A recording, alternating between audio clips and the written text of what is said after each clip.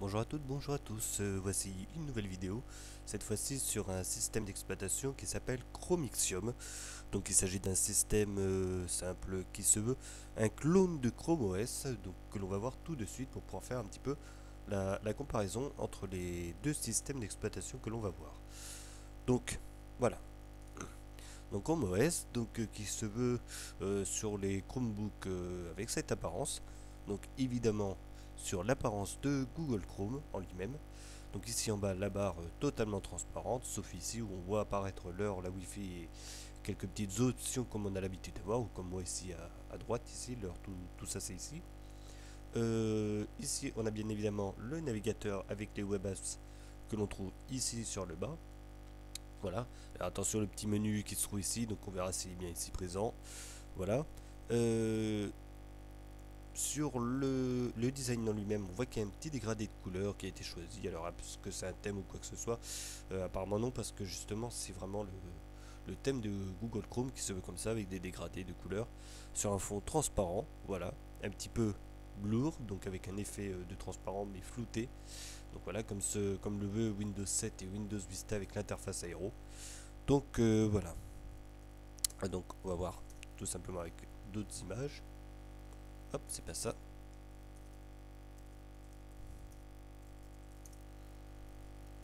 Allez, va dans les images. Donc voilà, on avait ça, là on a d'autres petites images sympathiques de Chrome OS. Non, hop. Allez, vas-y, va sur le navigateur s'il te plaît.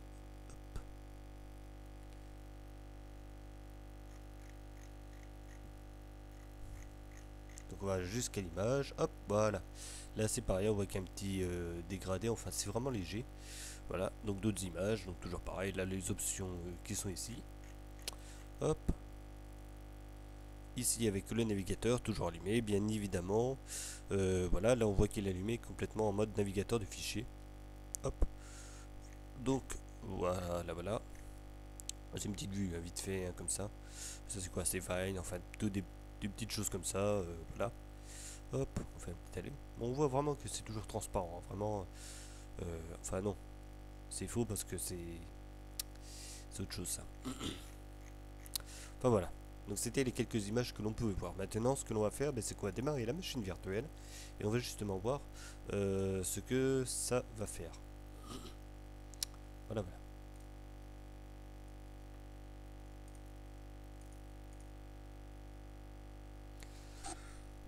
Alors, ce que je n'ai pas dit, voilà, c'est que Chromixium, il est basé sur du Ubuntu. Voilà. Donc c'est pour ça qu'on a vraiment cette apparence-là. Ubuntu, il a vraiment la même façon de démarrer, des petits points qui apparaissent et qui disparaissent, avec bien évidemment le logo du système d'exploitation en question. Voilà, bon, on va attendre tout simplement qu'il charge.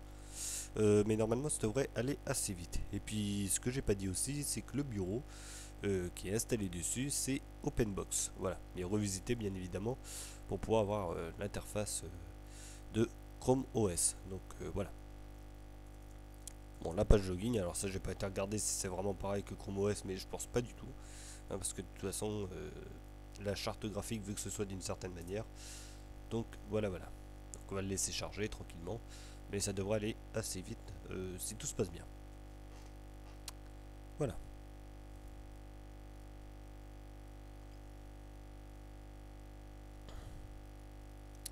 Et voilà. Donc juste là, rien de nouveau. Donc on a le système qui se veut très light, exactement comme sur ce que l'on a vu. La barre qui est totalement transparente. Le navigateur du fichier, je crois que c'est pas la même icône, bon peu importe. Et ici, voilà, la partie un petit peu plus foncée, avec l'apparition des modules de configuration ici présents. Hop, si je clique ici, voilà, on a accès à différentes choses. Hop, voilà.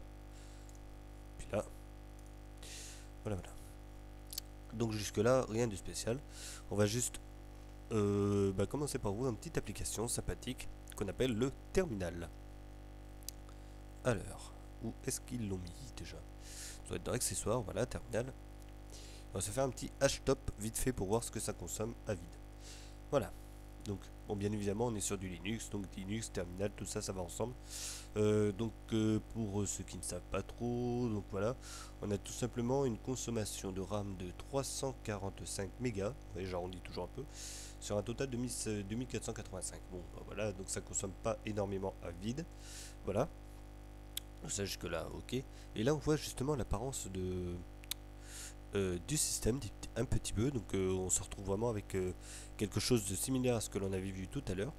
Et ce qui est bien, c'est que je vais fermer en plus le navigateur, mais c'est pas grave, on se servira de la machine pour faire les comparaisons. Voilà, voilà, donc ça on va le laisser comme ça. Donc, ici on a le menu avec les web apps qui sont présentes ici exactement pareil. C'est-à-dire que si j'en allume une, on va voir le navigateur qui va s'allumer, donc Google Chrome en l'occurrence, il n'y en a pas d'autre.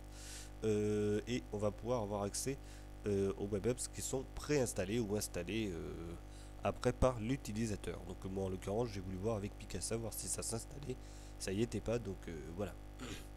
On va aller sur le web store. Hop, et voilà.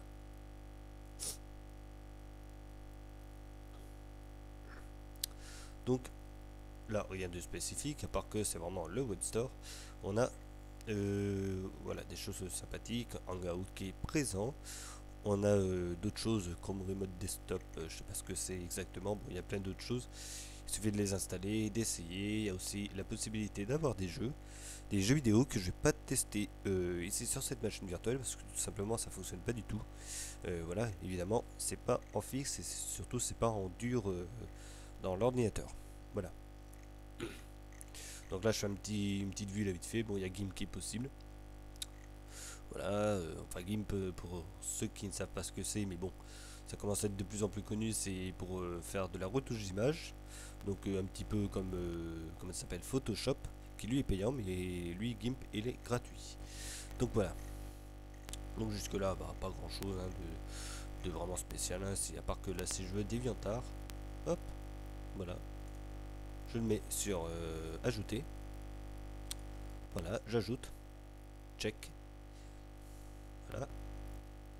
Et boum, il se retrouve là dans mes applications. Donc ici sur la page des applications que l'on peut retrouver ici, ou tout simplement sur le menu qui se trouve ici. Et puis là on se retrouve avec DeviantArt qui est présent. Puis là si je mets ça, hop, on a un nouvel onglet qui démarre. Voilà, voilà. Après voilà, j'ai mis ça au hasard, hein, bien évidemment. C'était juste pour montrer. Côté design vite fait, bon bah on voit que c'est pas transparent du tout. Voilà. Donc pourquoi? Tout simplement parce que le bureau ne l'accepte pas ainsi. Donc voilà, c'est pas trop grave. Mais c'est cette petite différence qui fait que voilà, on se retrouve avec quelque chose un petit peu différent. Mais de pas grand chose. Ici, si j'accède aux paramètres, donc rien de spécial, hein, bien évidemment, on se retrouve avec les paramètres de Google Chrome et non du navigateur, non, plutôt du système d'exploitation. Voilà. Là, j'ai mes petites extensions. Voilà. Là, j'ai AdBlock qui est préinstallé déjà. Hop. Voilà, voilà. Donc ça, c'était pour le navigateur. Là, je vais réduire tout simplement. Je vais retourner voir le terminal. Bon, bah là, ça n'a pas fait énormément de choses. Bon, après, bien évidemment, si j'allume YouTube, boum, on va se retrouver tout simplement sur la page YouTube. Voilà. Et voilà. Là, ça, on dirait une application métro carrément là. Alors, je vais couper ça. Hop. Bon, après, je vais pas allumer une vidéo. Hein. Bien évidemment, c'était juste comme ça pour voir. Hop. Donc ça, c'était pour les petites applications. Donc on y reviendra après.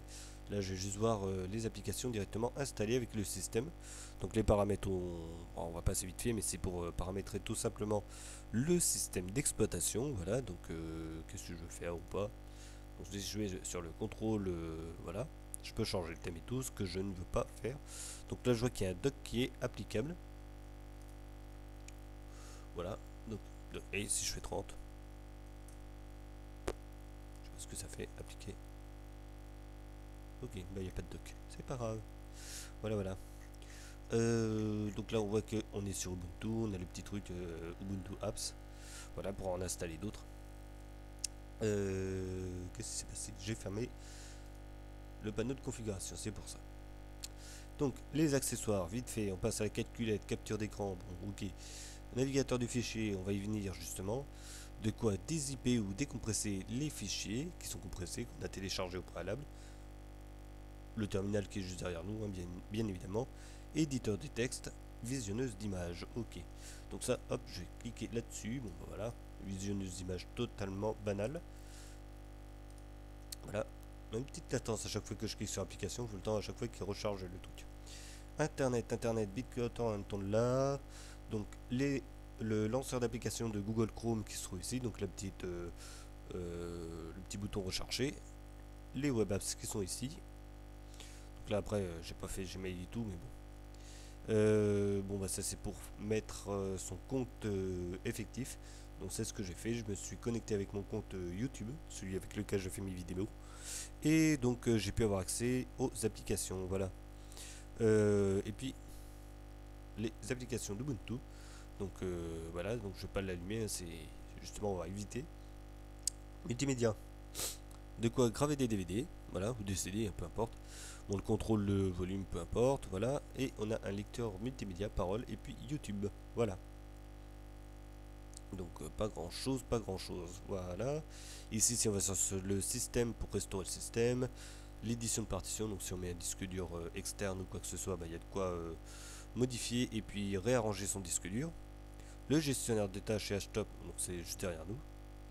Voilà, installateur de paquets GDB, donc c'est tout simplement pour installer des logiciels externes. L'imprimante, on sait ce que c'est. Ça c'est le terminal, ça mais en mode administrateur. Et là de quoi aussi récupérer des paquets logiciels qui se trouvent sur internet que l'on peut installer. Voilà. Et puis les informations du système. Jusque là, hein, hop, voilà. Si je me mets là, bon bah, pas grand chose à y voir dessus. Tac, voilà, voilà.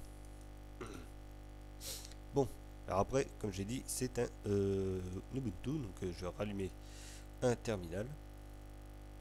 Hop, accessoires, voilà.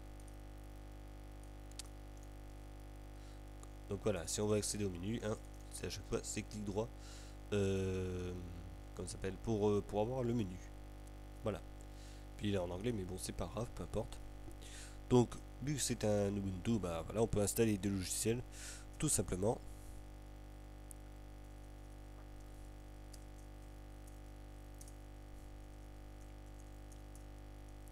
Voilà. Donc là, je vais installer, comment ça s'appelle, VLC, voilà. Hop, et normalement, il va me le proposer. Voilà, est-ce que vous voulez vraiment installer VLC? La réponse est non, bien évidemment, parce que je ne veux pas le faire. Mais on voit qu'il y a vraiment la possibilité de faire exactement pareil qu'Ubuntu. Il n'y a rien de bridé, c'est juste que le système est vide et fonctionne surtout avec les web apps et Google Chrome. Donc voilà, jusque-là, rien de spécial. Voilà, voilà. Fermé? Ouais, ouais, je veux bien. Allez, le navigateur de fichiers, donc lui, carrément, c'est celui de OpenBox, donc le bureau qui sert au niveau de l'affichage. C'est dans ça ou c'est dans le document que j'ai mis? Voilà. Donc là, qu'est-ce que j'ai fait? J'ai tout simplement préparé quelques petites photos et tout. Donc pour pouvoir tester, voir si le logiciel est capable, plutôt le système d'exploitation est capable de me lire tout ça. Voilà, donc une petite image, vite fait, hop. Voilà, je passe ces images, je zoome ou pas, mais ça marche pas la molette. Un sur un, ça, voilà. Voilà.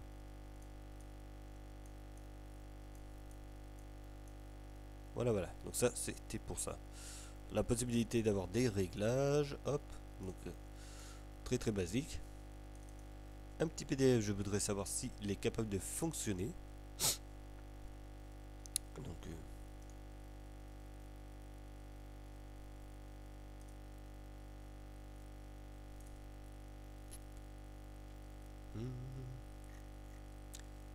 avec un navigateur, oui, voyons.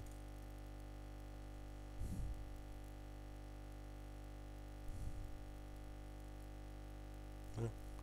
Quitte à en avoir un, autant s'en servir.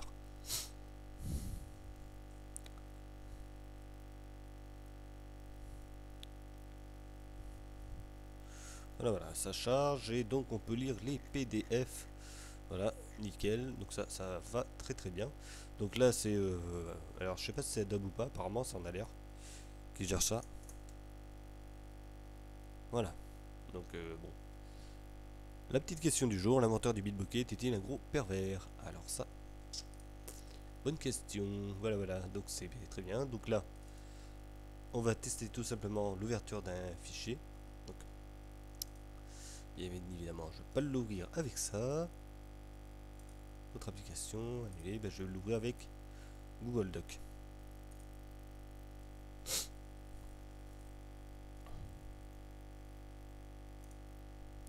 Alors, tu me l'ouvres le truc ou non?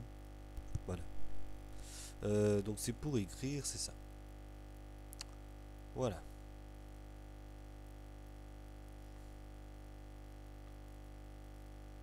Visite guidée, ça on verra ça plus tard. Hop. On va attendre qu'il charge les outils, tout simplement. Pas de document texte pour le moment, mais c'est normal parce que moi je vais le chercher. Voilà, voilà, mon drive est importé. Sélectionner un fichier sur l'ordinateur. C'est celui-là. Allez, c'est parti.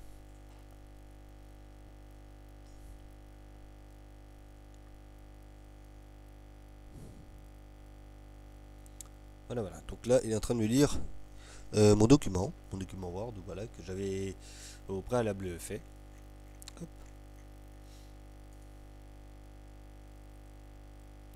Voilà. Est-ce que je peux marquer? Bon, après, j'ai jamais utilisé ça. Mais en l'occurrence, ça a l'air de vouloir le lire. Bon, à part que ça, on n'a pas la 3D, mais bon. C'est vraiment très rare de pouvoir l'avoir, mais ça peut le lire en tout cas. Qu'est-ce que j'avais d'autre comme fichier? Donc j'avais ça, j'avais un test. Voilà, donc à ouvrir, que je vais faire tout de suite. Alors maintenant, j'ai envie de faire fermer tout ça. Le menu. Voilà. Alors c'est un peu plus long quand même que d'utiliser LibreOffice ou quoi que ce soit. Ça c'est clair, il n'y a pas à chercher très loin. Voilà, voilà, je vais importer un autre, je vais importer le test. Voilà. C'est celui-là? Oui. Allez, ouvrir. Donc ça c'est un document OpenOffice. Je veux justement voir s'il est capable de l'ouvrir. Voilà. Donc on va pouvoir voir ce qu'il va nous faire avec ce truc là. Charge, ok.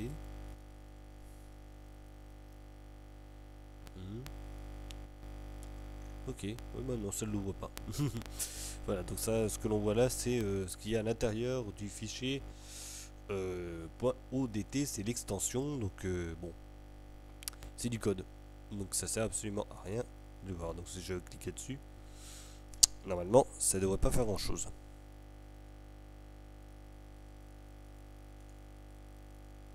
Et non.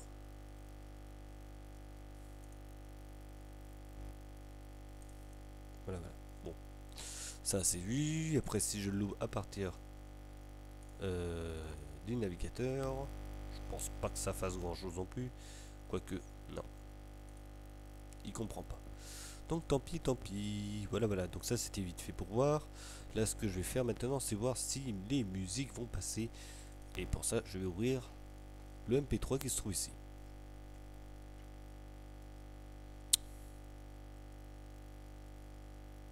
Ouais, génial. Il n'y a pas de lecteur. Bref. Si je l'ouvre avec le navigateur. Bon, je doute que ça fonctionne bien, mais bon. Hop. Ok. Ça va vite me le dire. Hop.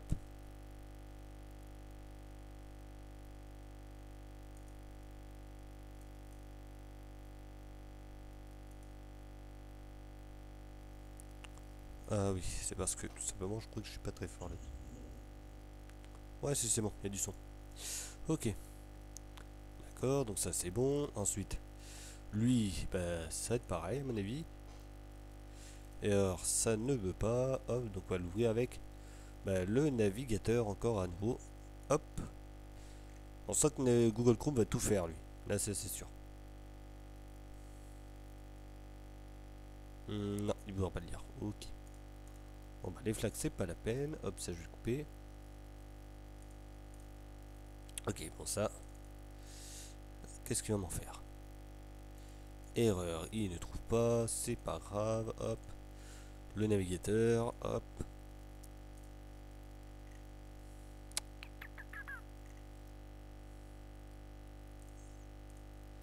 Allez.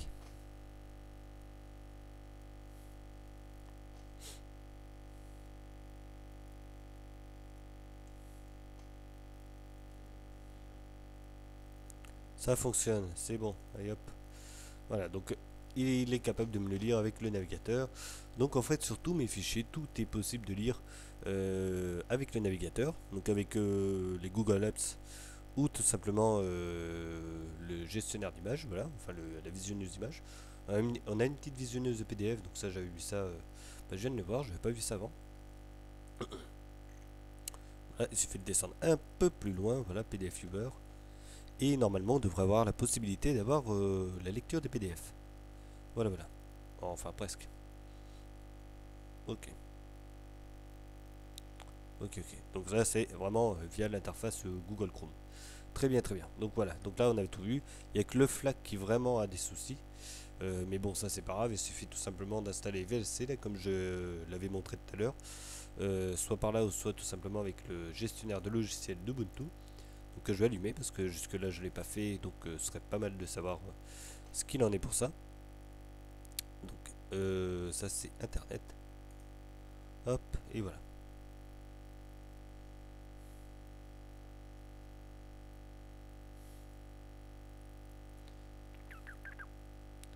Voilà, très bien. Donc,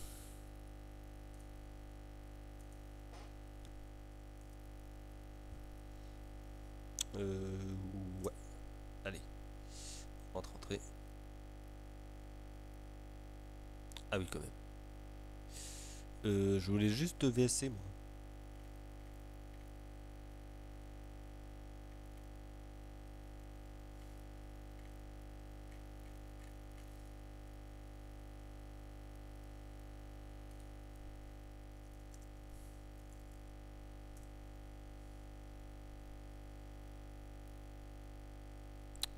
Voilà, alors.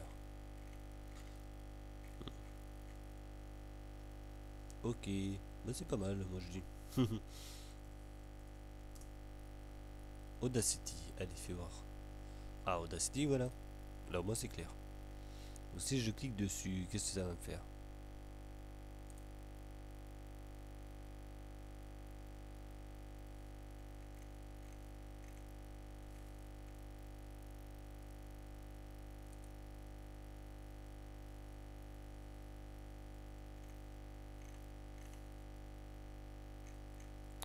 Ok. Installer. Je connaissais pas cette version de l'installateur de... Comment ça s'appelle? De logiciel. Donc, c'est l'occasion de tester, justement. Donc, pas très simple, mais bon, on s'y retrouve quand même. On va dire ça comme ça. On va être gentil aujourd'hui. Voilà, donc là il est en train de me télécharger tout simplement Audacity et de me l'installer. Donc ça, rien de bien compliqué, c'est assez basique. Voilà. Et comme ça, de toute façon, on aura, enfin, entre guillemets, Audacity, parce que de toute façon, à chaque fois, je teste des machines virtuelles, après je les enlève. Donc voilà, parce que si on les garde toutes, hein. Bonjour la place manger, hein. Bon, un petit tour du côté de la RAM. Donc la RAM qui commence à souffrir un peu, quand même. Mince. C'est fait ou c'est pas fait? Ça a l'air d'être fait.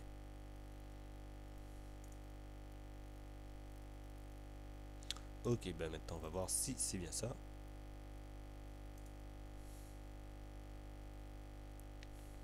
Voilà, multimédia et Audacity est bien installé. Il n'y a pas de souci. Donc là, on va juste lancer vite fait pour le fun. Tout simplement. Donc voilà. Ok, ne plus montrer, validé. Ok, Audacity bien installé. C'est bon, il n'y a pas de souci. tout est ok. Allez, ça, je le quitte aussi. Voilà, voilà. Et là, ce qui est cool, c'est de voir que tout à l'heure, on avait démarré avec 300 mégas de RAM. 345, il me semble, ouais. Et puis là, on est carrément rendu à 634. Bon, bah, ça commence à faire beaucoup, beaucoup, beaucoup, là, quand même, hein, j'ai envie de dire. Donc, pas évident, tout ça. Hop. Allez, allez. Donc là, je suis en train d'allumer plusieurs trucs. Le navigateur, YouTube. Et le gestionnaire de fichiers, là, vite fait, comme ça. Et voir à peu près comment il va réagir. Voilà, voilà. Bon, on va les laisser charger tranquillement, hein. Hop. Donc là, tout de suite, on voit, j'ai allumé juste YouTube et puis Google Chrome en arrière-plan. Et on voit que juste comme ça, on récupère énormément de mégaoctets dans la RAM. Donc, ce qui n'est pas... ah, si ça descend, c'est bon. C'est pas vraiment le top. Donc là, je descends. Hop, je vais aller là-dessus. Là, je vais prendre les news. Et là, une petite appli vite fait. Hop.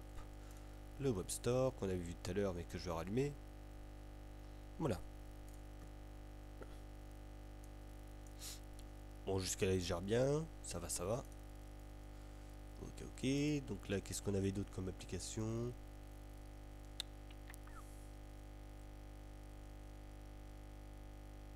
Google Doc. Allez.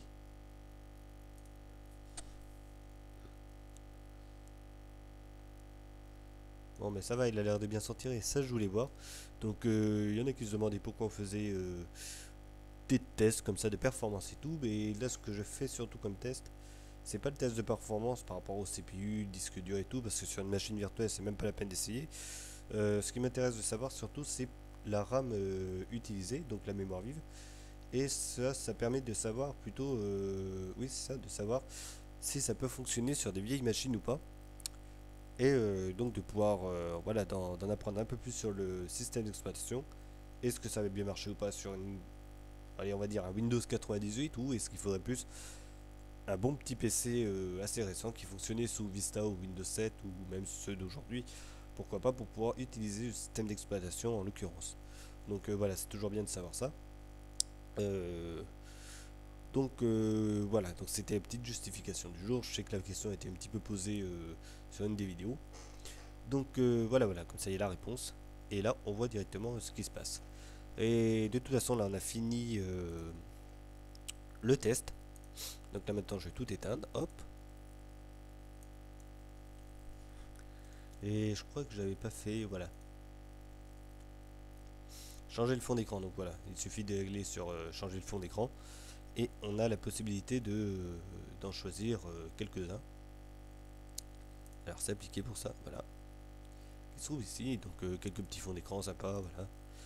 Là, c'est le fond qui se trouve sous, un peu comme sous Mac, voilà, avec le mont Fuji. Alors je sais pas si c'est vraiment lui ou pas. Donc voilà, voilà. Clic droit, contrôle panel, hop. Ça, on a vu.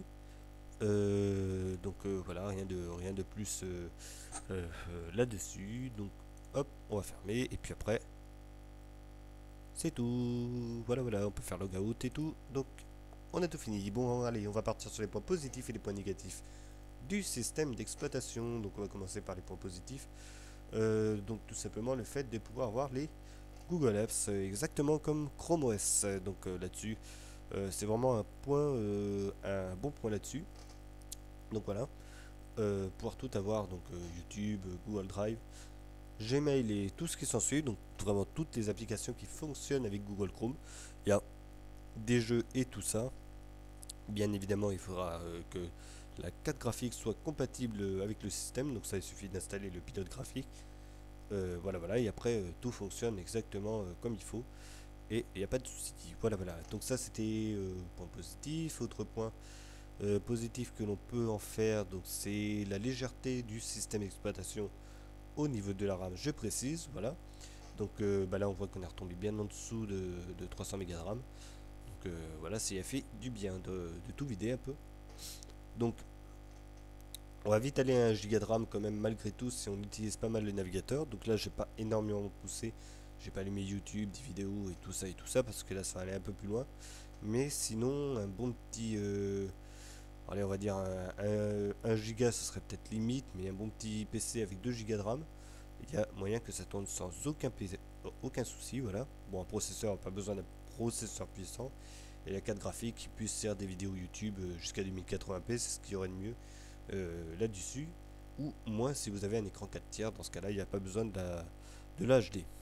Voilà, voilà. Donc ça, c'était les petits points positifs, voilà, et quelques petites caractéristiques au niveau des spécificités du système d'exploitation. Voilà, voilà. Donc après, on va passer, je crois qu'au point positif, on a tout fait. Je pense, oui. Oui, oui. Le design, bon, il s'en rapproche. C'est pas totalement le design, mais il s'en rapproche. Voilà, donc de toute façon, comme je disais avant, la transparence sur le style de bureau que l'on a là, bah, c'est impossible. Pour ça, il faudrait tout simplement avoir un bureau qui accepte la transparence des fenêtres.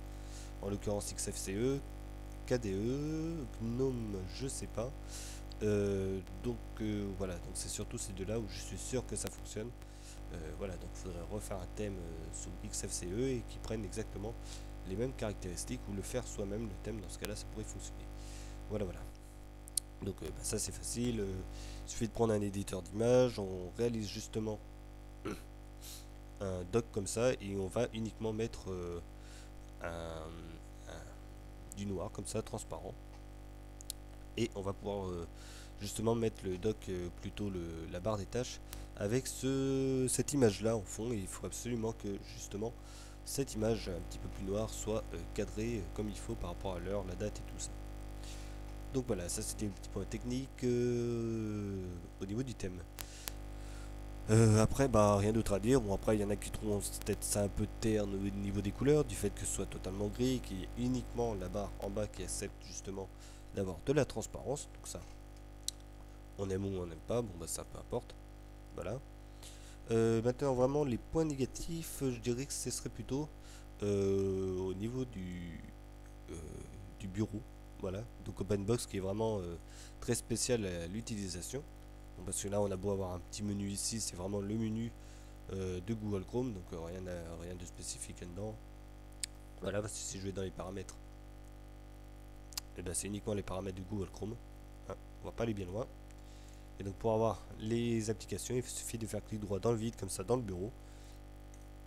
Et là, on peut avoir donc accès à nos applications, donc celles qui sont installées sur le système d'exploitation. Donc autant dire que, bon voilà, il est vide et il faut vraiment se baser sur les applications de Google Chrome là-dessus. Bon, après, on peut les installer sans aucun souci, les applications que l'on veut sur ce système d'exploitation. Donc comme c'est un Ubuntu, il n'y a pas de souci, voilà. Petit point négatif, donc c'était sur l'installateur de logiciel d'Ubuntu qui est fourni avec. Donc là, je vais me sur internet et ce qu'on avait vu tout à l'heure, donc avec les Google Apps, que je trouve vraiment un petit peu plus compliqué que ce que fait Ubuntu habituellement. Ok, cool. Hop, en plus grand, c'est bon. Voilà, comme tout à l'heure, j'ai tapé VLC, je voulais surtout le lecteur de musique et vidéo VLC, mais c'était un petit peu compliqué de trouver ce que l'on voulait. Vraiment, c'est pas super intuitif. Donc ça peut-être à revoir quand même là-dessus. Parce qu'en plus, c'est quand même pas mal fait, je trouve. C'est une web apps de toute façon, hein, c'est codé. Alors, est-ce que c'est codé en HTML ou pas? De toute façon, ça va vite se dire. Hop, voilà. Flash plugin, ok, cool. Apparemment, oui, c'est ça, c'est une web apps. Je cherchais, c'est ça. Donc, quand on voit Chromium Browser comme ça, c'est que ça fonctionne avec Chrome. Donc, voilà. Et si je le quitte, hop, ça va disparaître. Voilà.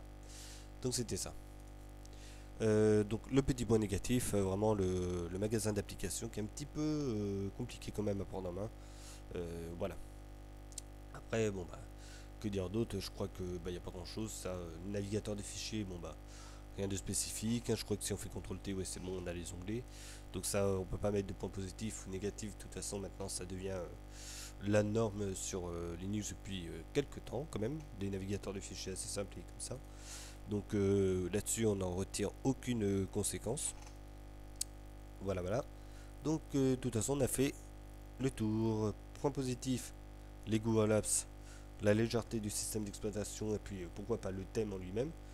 Et les points négatifs qui seront lui aussi le thème du fait que certains trouveront peut-être pas ça super joli, quoi qu'on peut changer le thème, et le fait que ce soit pas super pratique à utiliser au niveau du bureau. Mais ça reste quand même très accessible pour des PC un petit peu anciens jusqu'à maintenant. C'est sans aucun souci, voilà, il n'y a pas de souci. Puis si vous voulez le tester, une bonne petite machine virtuelle, VirtualBox en l'occurrence, et ça marche très très bien. Voilà, voilà. Donc là, je vais quitter. Comme on quitte, clic droit, voilà. Pour off, c'est ça, validé. Et puis peut-être qu'ils le mettent en français aussi, ça j'avais pas vu, mais c'est vrai qu'il est toujours en anglais. Donc après, j'ai pas été chercher très très loin là-dessus, mais normalement, il devrait y avoir un truc pour pouvoir changer la langue, mais justement, faut aller chercher le changement de langue pour pouvoir le faire, ce qui est un petit peu dommage. Voilà, voilà. Bon, la vidéo est terminée, ça fait 30 minutes que je cause, c'est cool.